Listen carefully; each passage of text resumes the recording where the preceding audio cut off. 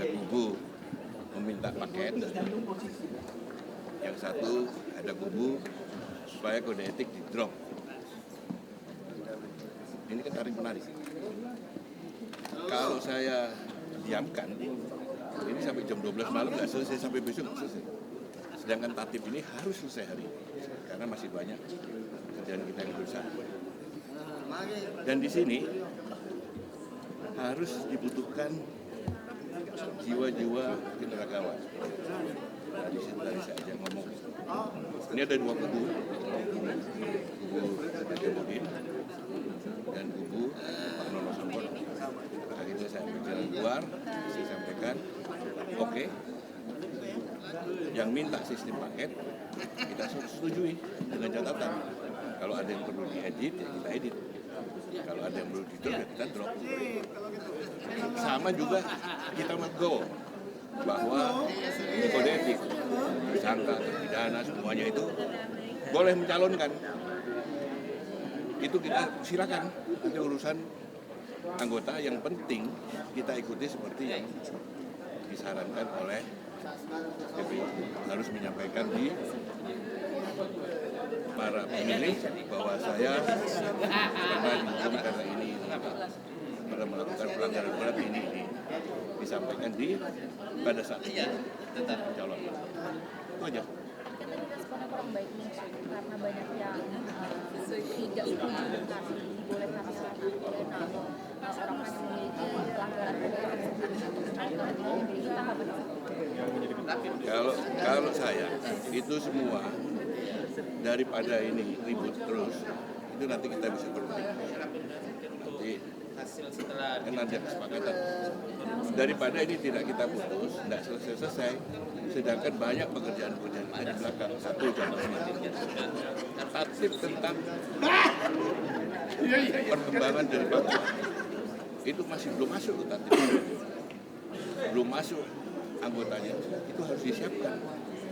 Kalau sekjen nanti harus siapkan keuangan, ini harus ada tatip. Kalau ini tidak ketok, lama.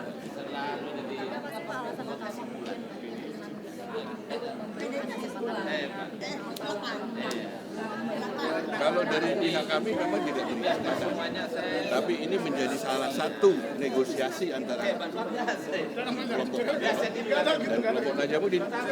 Kelompok Najamudin itulah yang memperjuangkan supaya itu untuk di-drop. Mereka tidak mau dengan sistem kelompok paket, tapi kelompoknya Pak Nono harus sistem paket. Nah, kita win-win solusi aja. Ya, kalau soal sekarang ini kasarannya ya pragmatis saja, oke, tukar guling. Tapi nanti aturan tetap kita jalankan. Itu aja. Iya, karena pada saat jadi anggota DPD itu sudah ada SKCK. Buktinya dia bisa terpilih jadi anggota DPD. Nah, kita alasan situ, perkara terus nanti untuk menjadi ketua, itu kita kembalikan lagi kepada anggota. Makanya dia harus menyampaikan bahwa saya pernah menjadi narapidana, saya pernah kena hukuman berat di BK. Dia sampaikan, nah semua tergantung dari anggota. Jadi di dalam tatip ini, sengaja tidak, ini hasil negosiasi, sengaja kita tidak usah membatasi, kita kembalikan semua kepada anggota. Ya, terima kasih semuanya.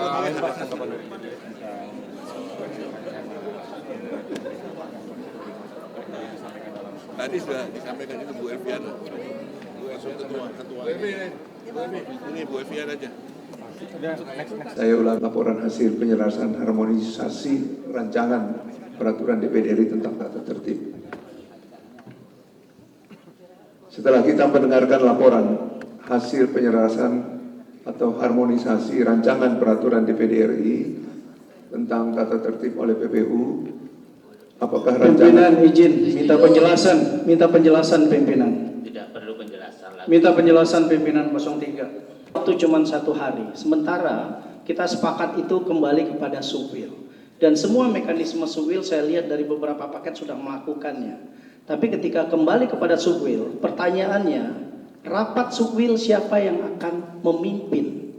Sementara pimpinan belum terbentuk dan pimpinan sementara tugasnya diatur di dalam pasal 92 itu hanya memimpin jadwal acara dan pimpinan, pemilihan pimpinan. Nah, ketika dikembalikan kepada pimpinan sementara yang berjumlah 2 orang, umur yang paling muda dan umur yang paling tua, dibagi kepada 4 sukwil, ini nggak masuk pimpinan. Jadi terlalu teknis. Saya pikir itu pasal itu perlu di-drop. Saya usul pimpinan, Yang kedua, ada pasal yang bertambah. Dan kalau mau disahkan satu Kira-kira persatu, begitu. Nah, itu kan saya hasil PPU. Itu saya menawarkan. pimpinan beri kesempatan sebagaimana mekanisme rapat dikembalikan dulu ke PPU. Jadi sekarang ini sudah pada mekanisme. Tadi kebiayaan bijaksana yang dipimpin oleh Pak Ketua itulah yang harus diikuti oleh Pak Wakanono. Ya kan? Setelah pelaporan oleh pimpinan Komite 4 dan terjadi pandangan pendapat, itu hal biasa. Dan kita setujui karena harus diakui setiap alkel ada perwakilan dari provinsi dan kita menghormati itu.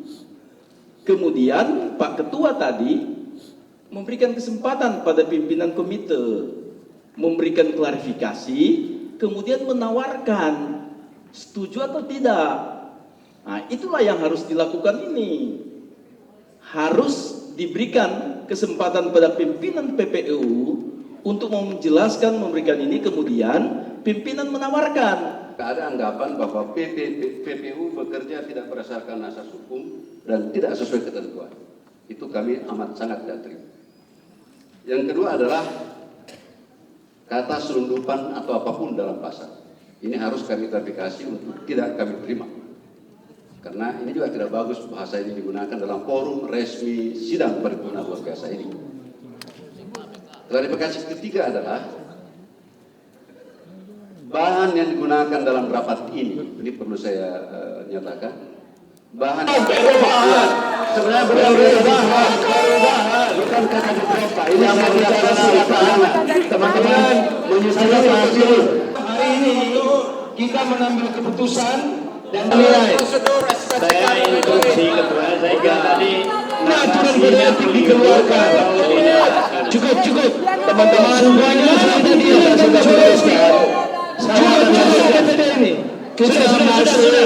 Selamat, syukur, dan damai semua.